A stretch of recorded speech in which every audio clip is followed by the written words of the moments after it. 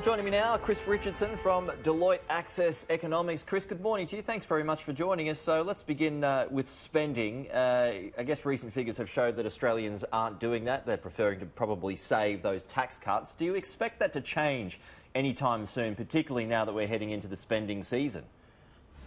We absolutely should hope for the Australian economy that it changes. It's now the far and away single most challenging bit about the Australian economy. Two big bits of data last week told us very firmly that Australians aren't spending. And that's really challenging because, you know, for a while you could blame that on weak wage growth and falling house prices. Wage growth is still weak, but house prices are roaring up. We've had tax cuts, we've had interest rate cuts, disposable income now growing really fast. That says people aren't spending not because they can't, but because they don't want to. And an unwillingness to spend is something that's harder for policymakers to fix. I guess that makes sense then, Chris. I mean, if people are in debt up to their eyeballs with mortgages, or they're hoping to get into the housing market now that these rates are so low, doesn't it stand to reason that that's where the money is going rather than, you know, spending money on luxury items? We're saving up a storm. In fact, in just the last handful of months, as extra money has rolled into people's pockets, we've absolutely saved the lot. The pace at which Australians are saving is now growing, jumping at the same sort of rate that we saw in the global financial crisis. The amount of money that we're putting back into our mortgages is at a record high. Other things equal, though, if we're too scared to spend, that makes the economy worse still. And a real challenge, you know, so sure, the government could, for example, bring forward the next round of tax cuts, but you can't make people spend those tax cuts. Well, that was going to be my next point too. Okay, so let's say the government brings forward that second tranche of tax cuts. Why then, I suppose, would it be any different? Wouldn't it just follow current trends? Absolutely, and that is a rising risk to Australia.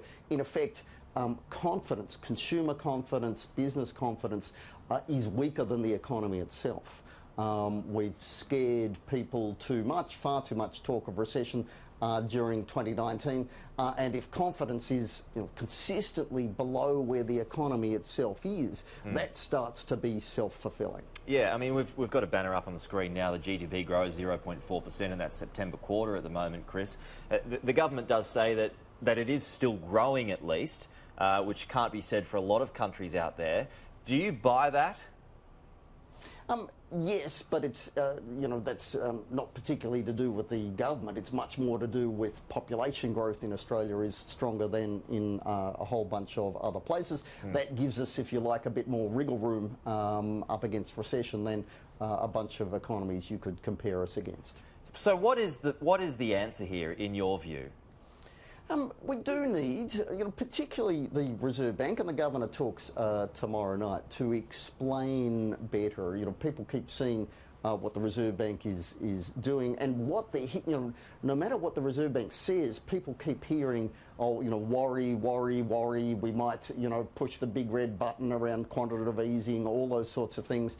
The Reserve Bank needs to cut through, make people understand the economy is weaker, but it's certainly not dire. And that the combination of tax cuts, interest rate cuts, a lower Australian dollar, even higher housing prices in the near term, all those things do say the Australian economy should keep muddling through. Do you believe that that second tranche of tax cuts should be brought forward? It's not clear that it would particularly make a difference at the moment.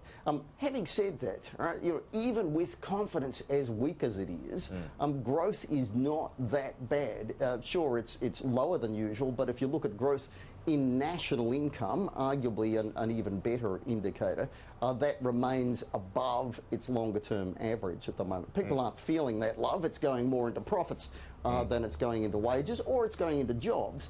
But that combination is not necessarily one that is that great for confidence. So do you see, I mean, there's so much talk about quantitative easing. Do you see us going there? Do you see us heading to 0% interest rates? And you've got to remember, the all over the world, growth now shows up differently. A given amount of growth shows up more in profits and jobs and less in wages. And that less in wages is the challenge for the Reserve Bank. You don't get wage growth, you don't get price growth. And they've promised a certain amount of inflation on average to Australians, and they're not getting it. And chances are they won't get it. Muddling through is not enough to get unemployment down and wage growth up. So yes, I think they'll keep cutting, and I think the debate with the federal government around who needs to do what, the feds want to hang on to a bit of wriggle room in case there is a larger challenge to the economy at some stage. All right, let's just take a look at the US at the moment, Chris. Unemployment, the lowest it's been in 50 years. 1969, so great job growth out over the weekend in the US, continuing a long-running trend. It's an economy whose consumers are strong, unlike ours where they're weak. They're still spending going into their holiday season. Not only do they have unemployment a lot lower at 3.5%, they've got wage growth higher at a little over 3%. We should be jealous. Yeah, and that kind of figure is something that I suppose Trump haters are not going to like, because that sort of feeds directly into his narrative about his economy doing well. Sure. As is true in Australia, though, politicians don't really have a particularly large impact on the economy. I would say that is true of President Trump as well. He had a big and expensive tax cut, and that helped.